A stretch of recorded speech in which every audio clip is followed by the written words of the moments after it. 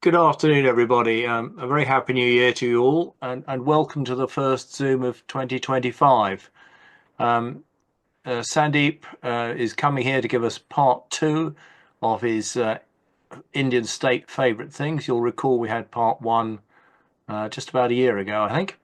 And we're saving Jammu and Kashmir for a separate and specific treat at a later date.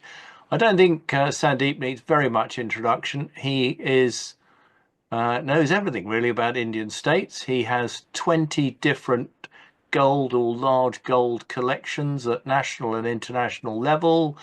Um, and he's written extensively. He's a magazine editor. Um, and I think if you look through the rarities this afternoon, you're going to find quite a lot of the things you think, I've never seen that, but I know it's in the catalogue. So I think you're definitely in for a treat this afternoon. So Sandeep, thank you very much. I hope you've recovered from your trip to Shanghai, which we changed around for last month, and I'll put it over to you. Well, thank you very much. I appreciate the opportunity. So we'll be talking about Indian states today. So Indian states, just to give you a little background, while pretty much all of India was under the British rule by the middle of the 18th, 19th century, which is when India and Indian states started issuing stamps, there's certain Indian princely states which issued their own stamps or postal stationery, some with the permission from the imperial government and some literally without even seeking permission, just kind of did their own thing. Um, there are a total of 39 Indian feudatory states that issued postage stamps. 37 of these 39 are currently listed in Stanley Gibbons. The two states being Kotah and Tonk are yet to be listed, although they are currently listed in Scott Catalog. Rajkot is the only Indian feudatory state that issued postal stationery only, not having issued any postage stamps. Besides these 39 feudatory states, there are also six what we call convention states. And the reason they're called convention states is simply because they've joined a convention whereby they were allowed to use British India stamps overprinted with the name of their own state. It had a whole bunch of advantages. The first and foremost one being that once they used their postage stamps and postal stationery were basically valid for postage from their own state to any part of India, British India. Unlike stamps and postal stationery from Indian feudatory states, which were only valid for postage on mail within the boundaries of their respective states. There was one exception, that being Travancore and Cochin, who allowed the usage of each other's stamps into the other's state. So clearly there was a great advantage for being part of the convention, and there were six states that joined the convention. So here we're going to start. I had given a presentation earlier last year, which covered states A through F, Alwa to Faridkot. So we're going to start off the second part with Gwalior. So here we have a Gwalior postal stationery envelope overprinted with the what is commonly known as the large sun coat of arms. You can see on the right I have a scan of the normal coat of arms, and you can see the one on the cover is considerably larger. This happens to be one of 4 recorded copies of this essay. Now here we have the same essay now on a postcard. Again, one of 4 recorded. Here we have a Gwalior postal stationery envelope where the English and Hindi words Gwalior are missing. This happens to be the only known copy of this error. And here we have a postcard with the double overprint of the coat of arms. This is also unique. Here we have an essay of the postal stationery envelope without the coat of arms. This is also unique. Now we move on to what I call Indian postal notes. These could be submitted and cashed for the amount printed, this being 1 rupee.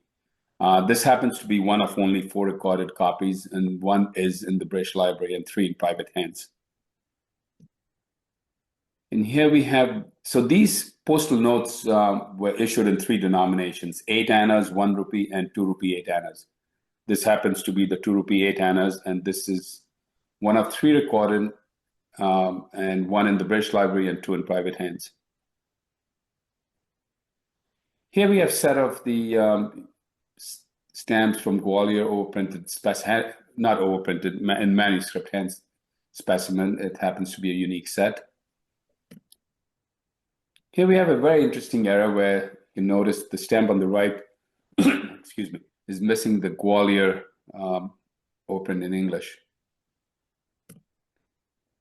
Here we have a really interesting error. It's quite a famous error. It's got the letter C instead of O. These being typeset, the O, the character O must have fallen off and accidentally been replaced with C. On the left, we have a strip of 3 in unused condition, and on the right, we have the only known used example of this error. This is the last issue of Gwalior State. This was printed on existing British India stamps done locally. This is commonly known as the Aliza overprint. This happens to be the largest multiple of the 12 annas. Here we have, again, the same error with the C instead of the O. We have the unused example on the left, which happens to be one of 15 copies in private hands, and the unique used copy on the right. Here we have the error with the character, 4th character omitted on the right-hand stamp. Happens to be one of only 2 mint copies in private hands. And here we have the letters transposed on the bottom. It reads "Sirsiv" instead of "service." And that happens to be on the top left stamp in the block of 4. And here we have the unique used copy on the right. Here's a really interesting cover from Indore. Moving on to Indore now. This is the first issue of Indore. This happens to be the largest franking of the Indore's first stamp on a cover. What's interesting is, so in almost all Indian states, princely states, there used to be 2 letterboxes almost side by side, one being the imperial letterbox and the other being the state letterbox. People sending mail had the opportunity to drop their letter in either of those 2 boxes, depending on how the letter was franked. If it was franked with Indian state stamp, then they would drop it in the state letterbox. And if it was franked with imperial postage stamps or imperial postal station, then they would appropriately drop it in the imperial letterbox. Just to go back a little bit, the reason they had these 2 letterboxes in most states is because, if you remember, I mentioned these state stamps were valid for postage only on mail destined within the boundaries of their respective state.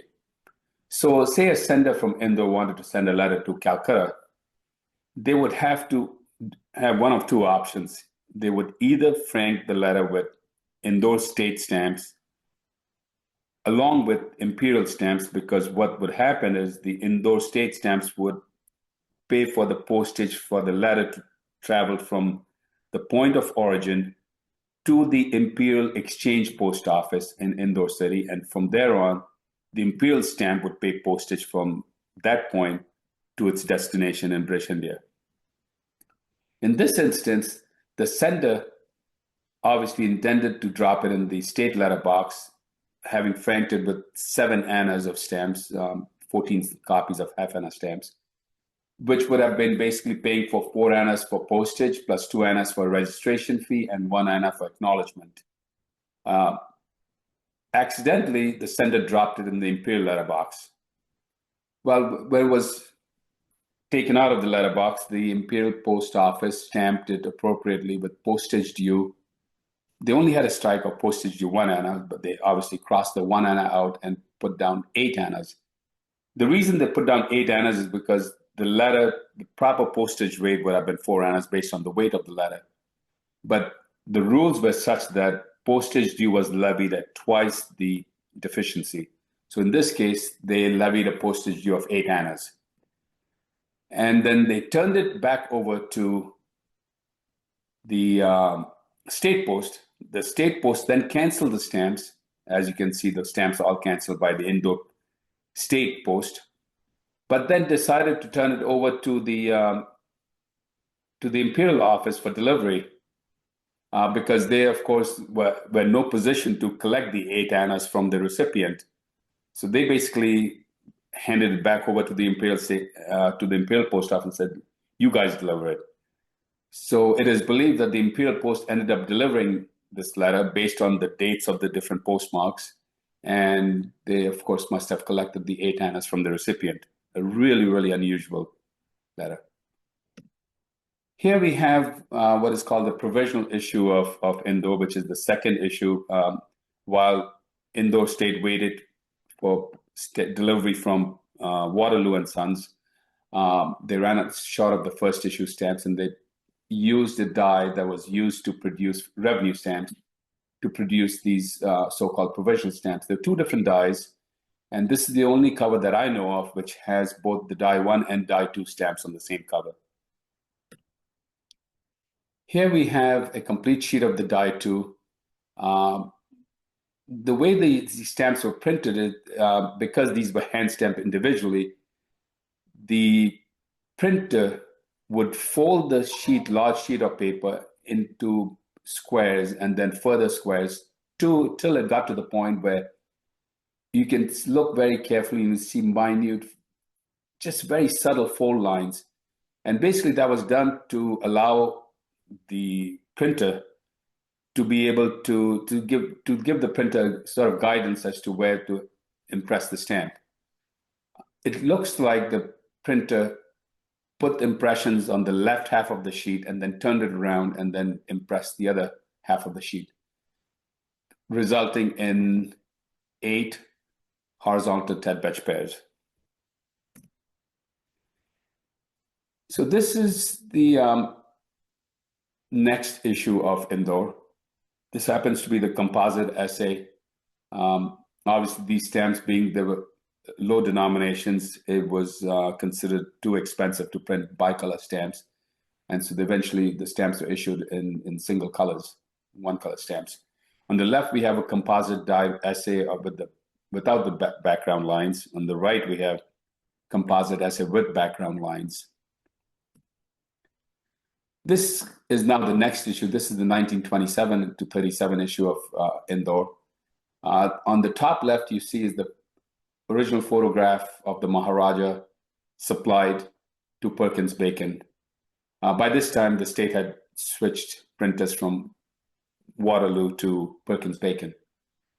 On the top left is a vignette without the background lines, and it has it's the first stage of engraving, and it's dated October 15th, 1926. In the center vignette on the top left, and it says rejected with the annotation nose too straight. On the bottom left, we have a resubmission, this time with the date 3/11/26 and in manuscript nose altered. Then we have a final stage of engraving with the annotation 21/1/27, and then on the bottom right we have the submitted proof for approval. And here we have proofs of the master die. On the left we have an impression taken with only engraving on the top right. Then we have in the middle a proof taken with all corner ornaments with background lines. And then on the right, we have the final proof. Here we have now the rupee denominations being 1 rupee, 2 rupee, and 5 rupee. These were issued in bicolor. This proof uses the original photograph supplied by the state with the hand-drawn essay by artist in blue ink. Here we have a top half of a sheet. Interesting enough, this stamp is only recorded with line per 14.2. This happens to be line per 13.8, and it's perforated specimen. It's the top half of the unique sheet number 000, which was maintained by Perkins-Bacon in the archives. Here we have a complete sheet of the 2 annas, but it's imperforate. Now, what is really interesting is, I'll read this paragraph. This is what was sent. So the Indore postal authorities specifically ordered 10 imperforate sheets of the 2 anna in bluish green.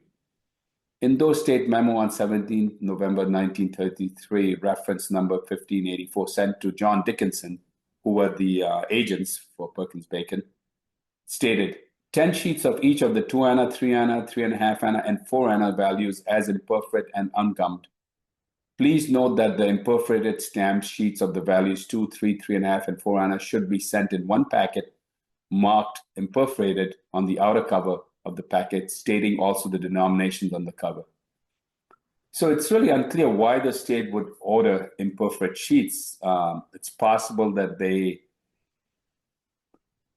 was philatelically inspired, maybe because there was such huge demands from Europe and the rest of the world that they decided to order imperforate stamps. But due to shortage of stamps, these stamps actually ended up serving duty.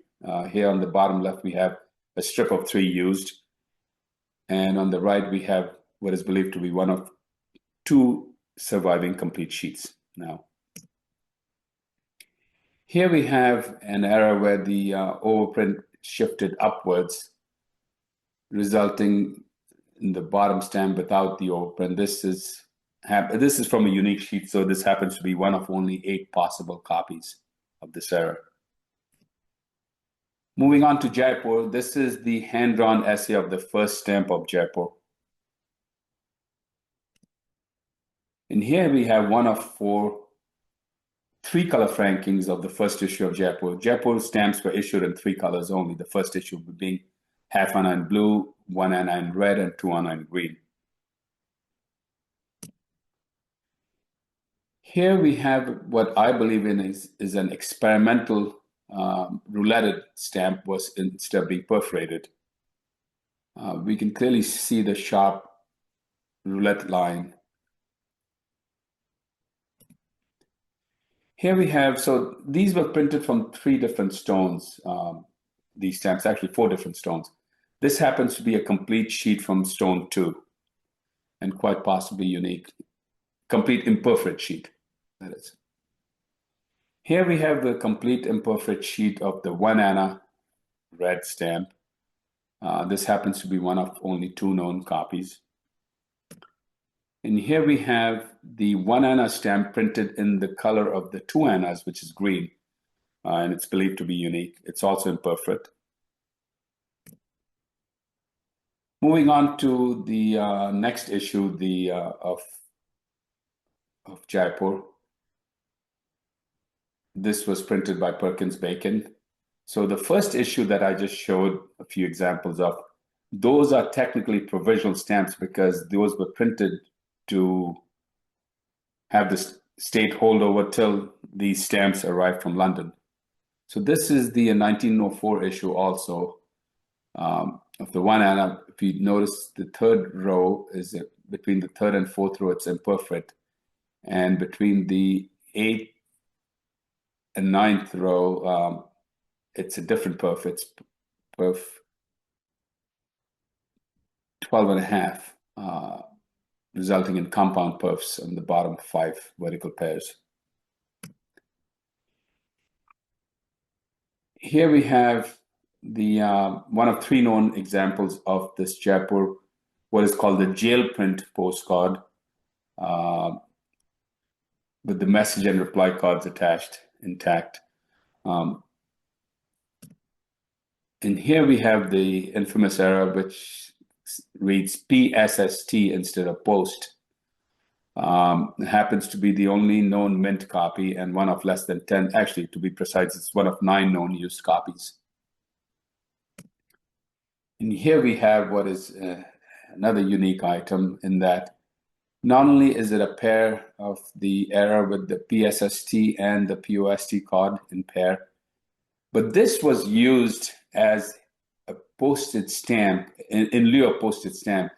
And the Urdu manuscript reads attached in place of stamp. What happened is there was a shortage of stamps at the Udaipur post office, so the postmaster attached this postcard, being a pair of quarter annas equaling to half anna, which was the letter weight for an ordinary single weight letter.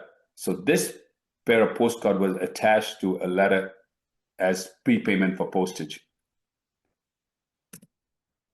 Here we have another jail print issue where the stamp, the die is printed on the opposite side. These were normally printed on the yellow side, green being the back. This is the only known example where the impression is on the green side.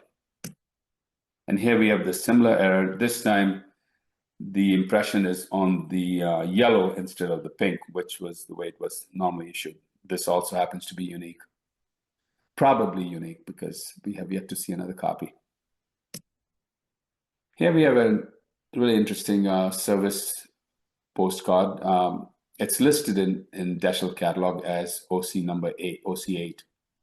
It's a service overprint with serif.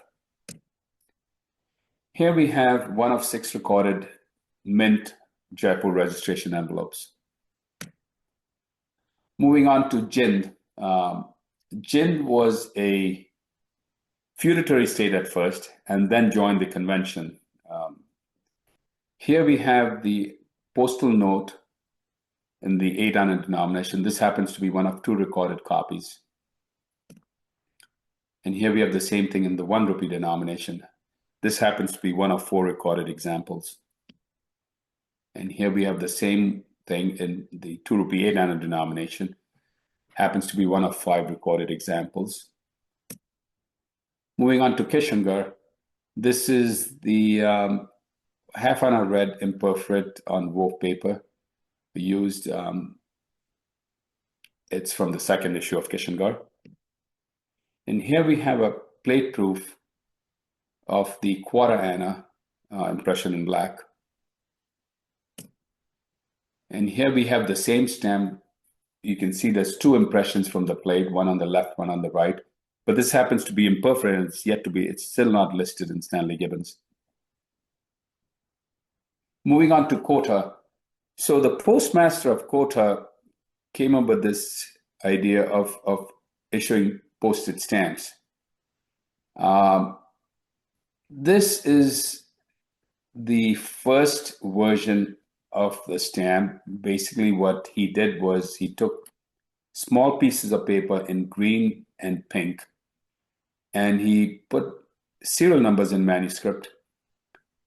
And then he also wrote down do paisa vasool, which means two paisa collected. And then it was canceled with the postmark. This happens to be the only cover in private hands. The other 3 covers with the provision of the first issue of Kotah are now in the British Library collection.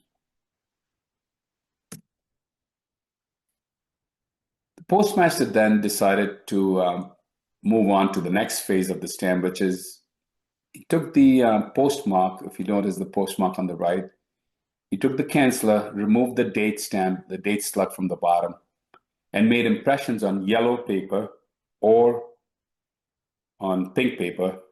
Unfortunately, all the covers with the pink stamps are now in the British Library. This happens to be the only one of 2 recorded covers where the stamps are uncancelled. It's got 3 copies of the Kotah stamps, and they all have serial numbers, and they all have the initials and the inscription 2 paisa collected, this being 6 paisa rate. Here we have the only known example of, again, the 2 paisa, but printed double. And here's the only known example of the Kotah 1 paisa stamp.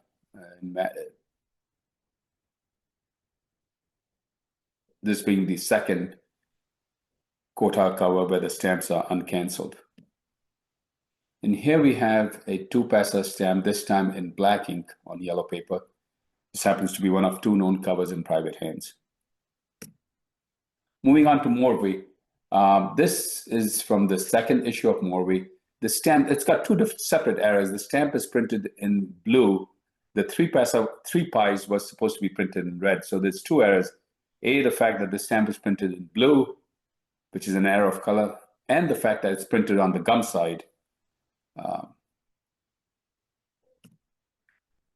Here we have a 6 pie green from the unique sheet where there's 1 vertical column of perforations missing. So it's only 1 of 4 possible imperf between horizontal pairs.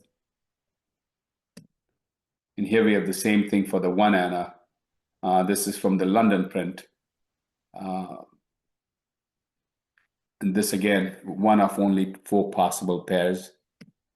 And here we have the 3 pie scarlet, again, from the unique sheet of 20, making this 1 of only 4 possible pairs, imperf between pairs.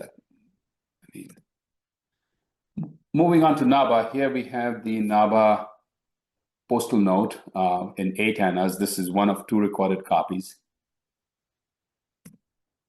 And here we have the 2 rupee 8 annas, also 1 of 2 recorded copies. Moving on to Nandgaon. This is a registered cover from Nandgaon. Covers from Nandgaon are extremely rare. This happens to have a block of 4 of the half anna green with the oval hand stamp, which is the initials of the ruler, MBD. Stanley Gibbons lists these stamps as being official stamps. I have been in consultation with other specialists, and I think we've all come to the conclusion that the initial MBD does not make these stamps service stamps. I think these were just the security marks added by the state, but it needs further research. Moving on to Nawanagar. Here we have the first stamp of Nawanagar. If you look at the second row and the 6th stamp, you'll notice that while all the daggers are pointing down, that is an inverted cliche with the daggers pointing upwards. This is the only known cover bearing the 1 Dokra stamp of Nawanagar. It's ex-Haverback. Moving on to Orchha. This cover it's a registered cover franked with both the first and the second issue of Orchha. The stamp on the left, the 1 anna, is from the first issue. It's SG2, along with a pair of the 2 annas red-brown. Here we have a unique sheet of the Orchha quarter anna from the second issue, printed on laid paper. Moving on to this next issue, this is an imperfect strip of 5 of the 1 anna used on a registered cover. And here we have a proof sheet from the same issue in the quarter anna.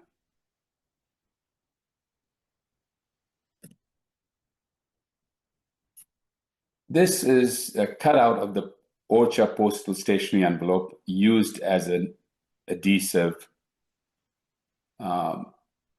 It's most certainly unique. Used example of the Orchha postal stationery envelope. Commercially used example not known. So this is the only known used example of an Orchha postal stationery. Moving on to Patiala, one of the 6 convention states. Here's a proof sheet with the words Patiala printed in black. Here we have a pretty famous error where if you look at the seconds in the stamp in the middle very carefully, you'll see that it starts with the letter A instead of P. And instead of reading Patiala, it's Patiala. It's the only known used copy. Here we have the error on King George 6/9 pie where the overprint shifted upwards, resulting in the bottom stamp without an overprint. And here we have where the word Patiala is omitted from the overprint on a registered postal stationery envelope. And here we have quite possible, it is considered the rarest stamp of Indian convention state. It's the Patiala SG03, the 2 annas overprinted service. Moving on to Patiala postal notes. This is an essay. And the reason it's considered an essay, if you look at the coat of arms, you will notice that the one on the top is from the issued design where the word state is much larger than the one on the proof. The word state are much smaller. And if you look at the very top of the, what is called the threshold, the dagger, this, it's much larger in the issued type and it's considerably smaller. So we have the proof here in the 8 annas, the 1 rupee, and the 2 rupee 8 annas. All 3 of these are unique.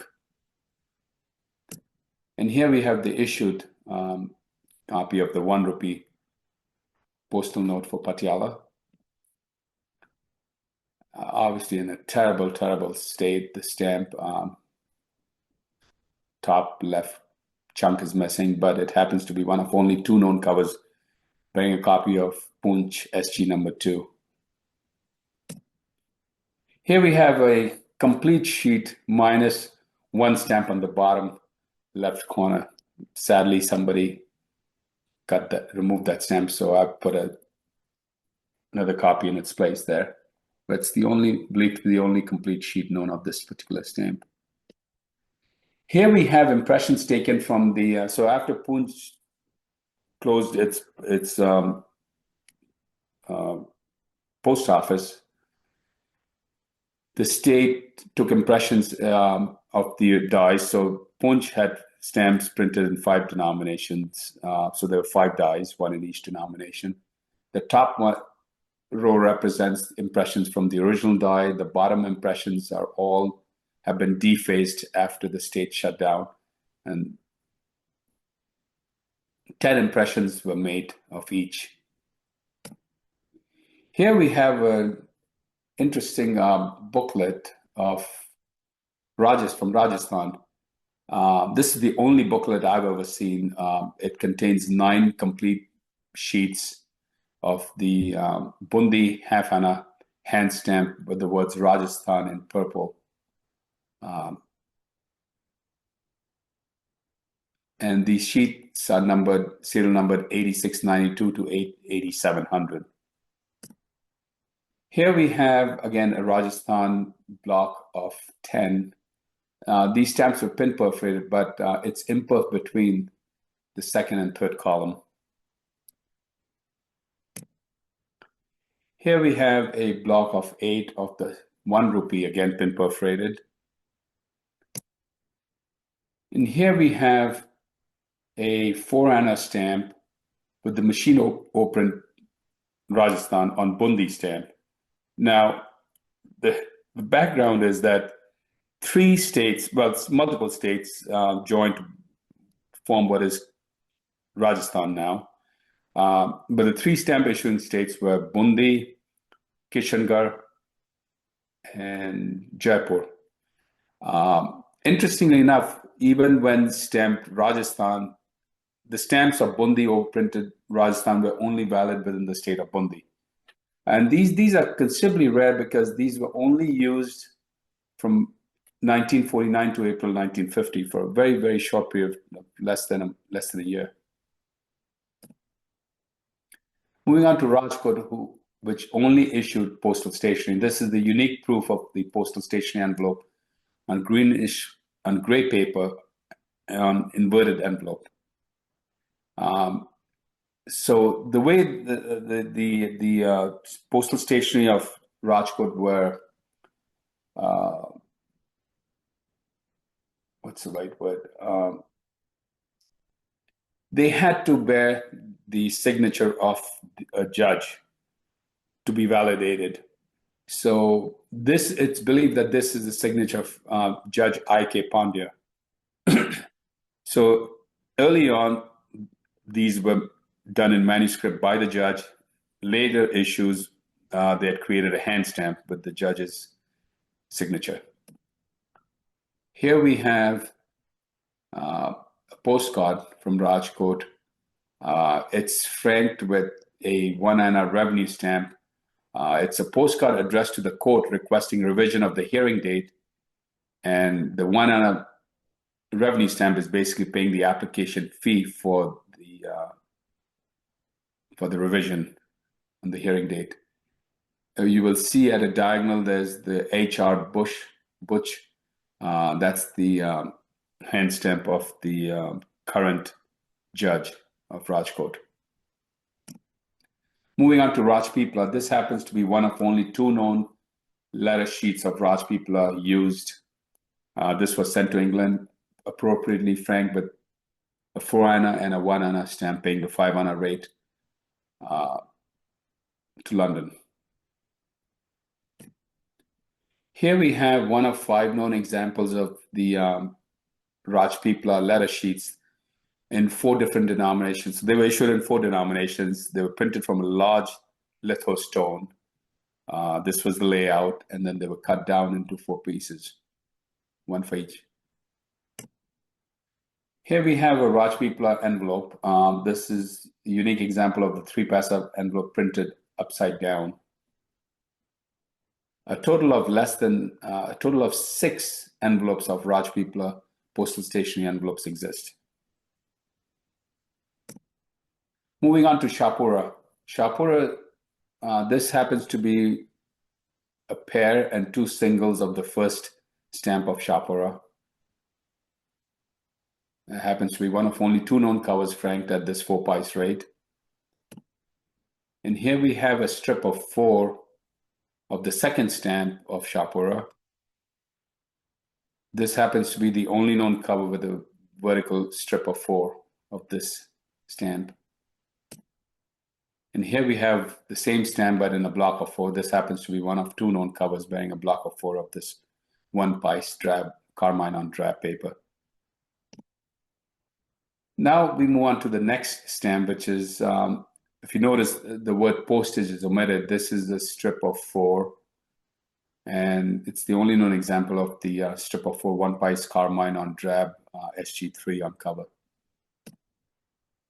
This is one of only 2 known.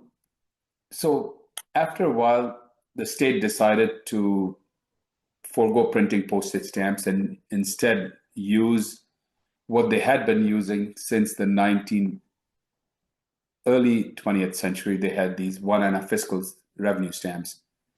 So they decided to use the 1 anna revenue stamps for postage purposes. This happens to be one of only 2 known combination covers of Shahpura. Obviously, this letter is addressed to a destination outside of Shahpura state, and that's why the George V 1 anna stamp was necessary as well. Here, there was a shortage of stamps for a short while, and the state authorized the usage of the 4 anna court fee stamp for postage. This happens to be one of 2 known covers where the revenue stamp court fee stamps has been used to prepay postage.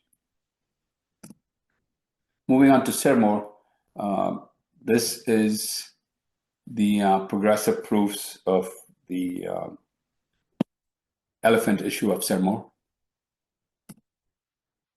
Moving on to Tonk. Now, Tonk is the other state that is yet to be listed in Stanley Gibbons. However, it is listed in Scott Catalog.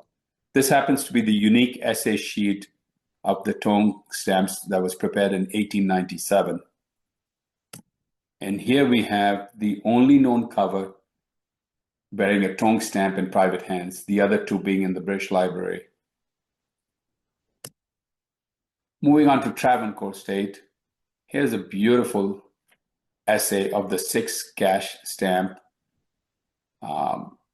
Must have been an incredible feat to print it the way it was printed in 6 different colors in a combined strip.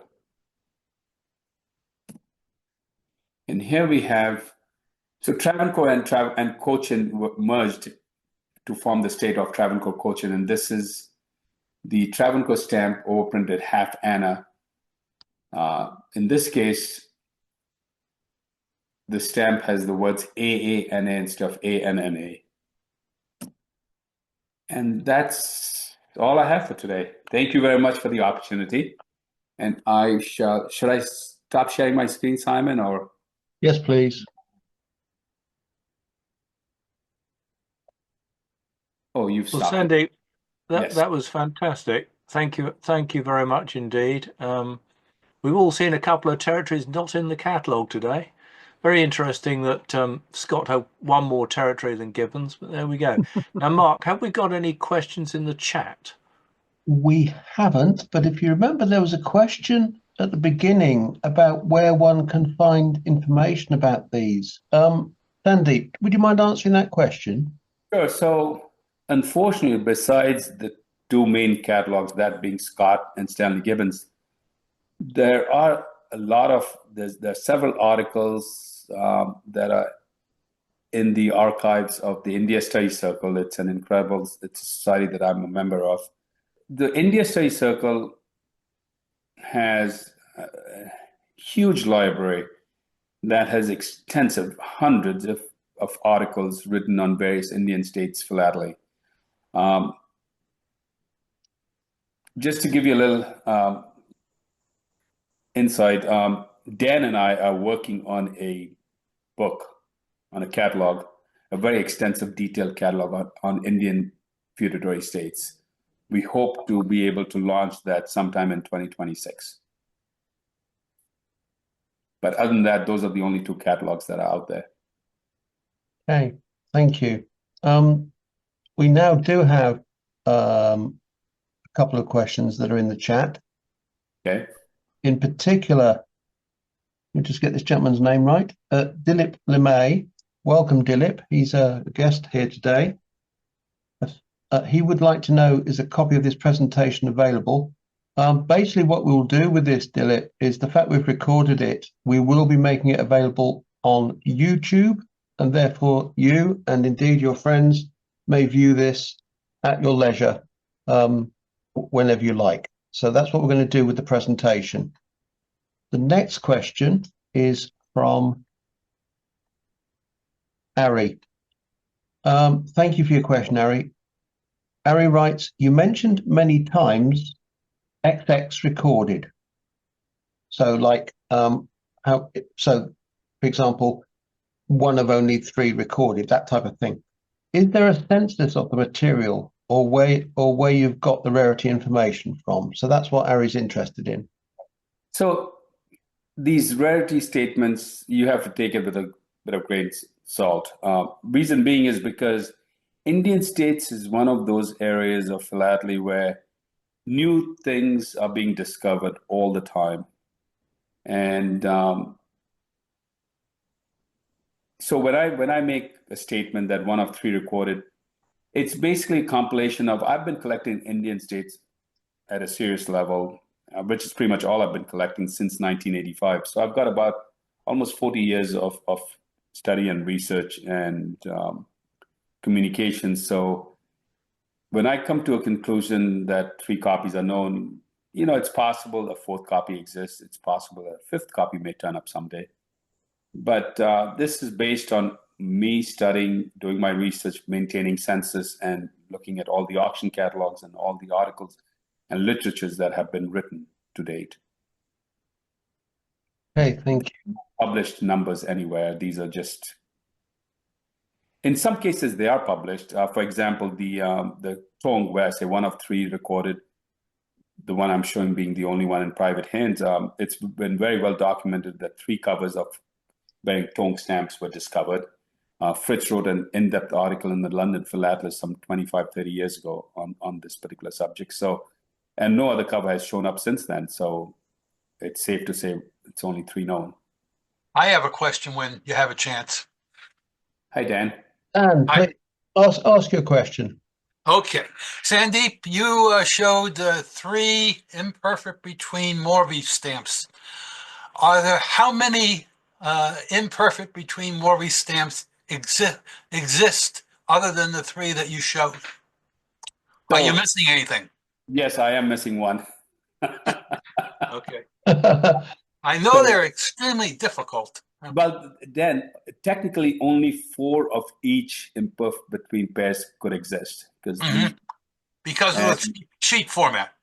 Because of the sheet format, right? And only one sheet was found with imperfect, one vertical column of perforation missing. So yes, it's one of those things that I've been chasing for years and years and years, and every now, once I got lucky.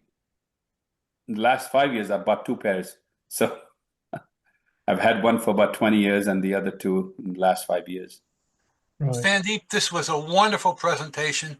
I've been collecting Indian states for over 50 years, and I learned a great deal from your presentation today. Oh, that means a lot, Dan.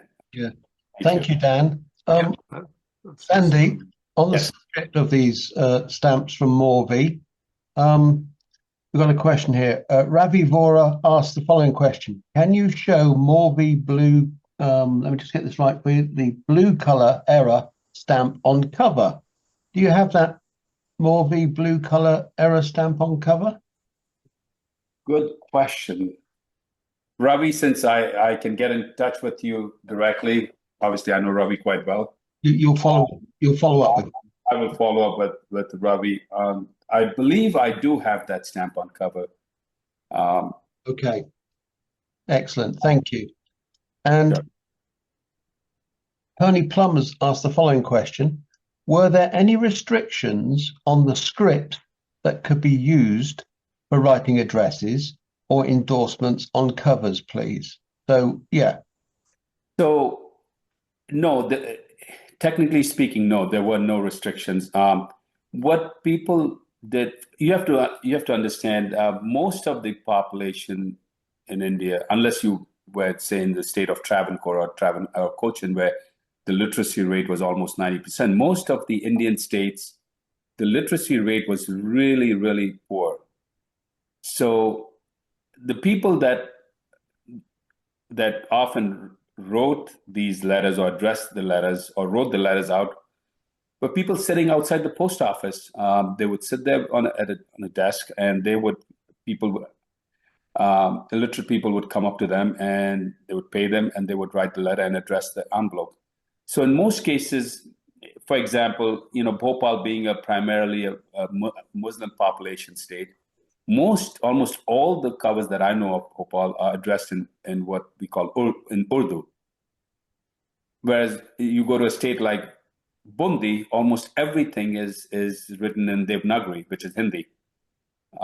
So I think it depended on what the population spoke or wrote in that particular state. Okay, thank you very much. That was the final question in the chat. So, Simon, back to you. Right. Well, thank you all. Thank you all for attending. Sandeep, it's a huge pleasure to see the material. I did see it in the rehearsal. It was fantastic then, and well worth another focus. And I think we'll look forward to seeing Jammu and Kashmir as a separate subject later on, probably next year. We do have a certificate, I think, for you to present. There we go. Right. There is the. There we go. Appreciation. Oh, thank you very much, gentlemen. So there you go. And I think the original will be off in the post to you. So thank you very much indeed. I think normally at this point we stop recording and bring the formal part of a meeting to a close. But if anybody was too shy to ask a public question, you can ask informally now. All right, I'll stop recording.